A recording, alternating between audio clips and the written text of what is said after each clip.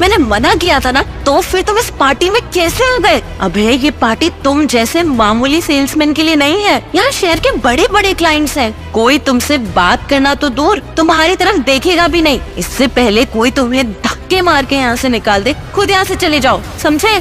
अभय महीने की 12,000 की नौकरी करने वाला एक आम सेल्समैन था। उसकी शादी उसके प्यार शिप्रा खन्ना से हो तो गई थी, पर गरीब होने के कारण वो शिप्रा के घर पर घर जमाई बन के रहता था। और तो और उसको नौकरी भी शिप्रा के रेफरेंस से ही मिली थी। पूरा ऑफिस अभय को कामचोर, बीवी के टुकड़ों पे पलने वाला कुत्ता और न जाने क्या क्या बोलते थे। कोई उससे सीधे मुंह बात तक नहीं करता था। और आज पूरी कंपनी को एक स्पेशल बिजनेस परफॉर्मेंस पार्टी का इनवाइट मिला था। अभय को शिप्रा ने वहां आने से साफ मना कर दिया था, लेकिन अभय ने उसकी बात नहीं मानी। अभय जैसे ही वहां पहुंचा, सब उसका मजाक बनाने लगे। शिप्रा सबके सामने अपना तमाशा नहीं बनवाना चाहती थी, इसीलिए वो उसे वहां से भेज ही रही थी कि तभी एक अनाउंसमेंट हुई। इस साल की मार्केटिंग बेस्ट परफॉर्मर है मिसेस शिप्रा खन्ना, जिनको ये अवार्ड पर्सनली मिस्टर सिंघानिया देंगे।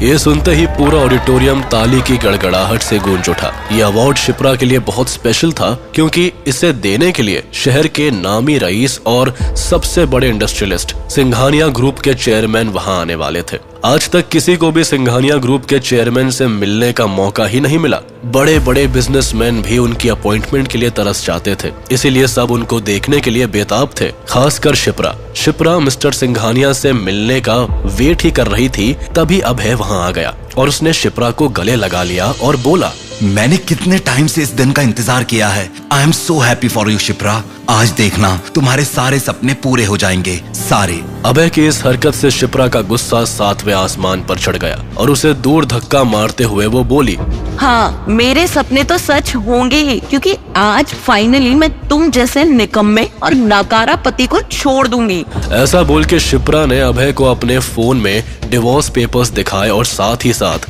आरुष की दी हुई अंगूठी भी दिखाते हुए बोला, आरुष और मैं जल्दी ही शादी करने वाले हैं। तुम्हारे लिए बेहतर यही होगा कि तुम यहाँ से और मेरी जिंदगी से चले जाओ। बहुत टाइम वेस्ट कर लिया मैंने तुम्हारे साथ। अभय के लिए ये किसी सदमे से कम नहीं था। शिप्रा उसे पीछे छोड़ आरुष के पास चली गई। कुछ ही देर में शिप्रा और आरुष को मिस्टर सिंघानिया के पर्सनल कैबिन में बुलाया गया। उन दोनों के चेहरे पे एक अलग सी एक्साइटमेंट थी, पर वो जैसे ही उस कैबिन में घुसे तो वहाँ लगी फोटो को देख के दोनों के चेहरे का रंग सफेद पड़ गया। ये तस्वीर, ये तो अभय है। उसकी तस्वीर यहाँ मिस्टर सिंघानिया के केबिन में कैसे?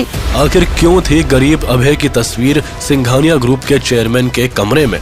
क्या संबंध है एक आम से सेल्समैन अभय और शहर के नामी रईस मिस्टर सिंघानिया के बीच? क्या अभय कोई बड़ा आदमी है? अगर है तो वो गरीब होने का नाटक क्यों कर रहा है? अब क्या करेगी शिप्रा? सुनिए पॉकेट एफएम पर अमीरी और गरीबी की एक ऐसी कहानी जिसने पूरे भारत ही नहीं बल्कि पूरे दुनिया में अपनी धूम मचा रखी है।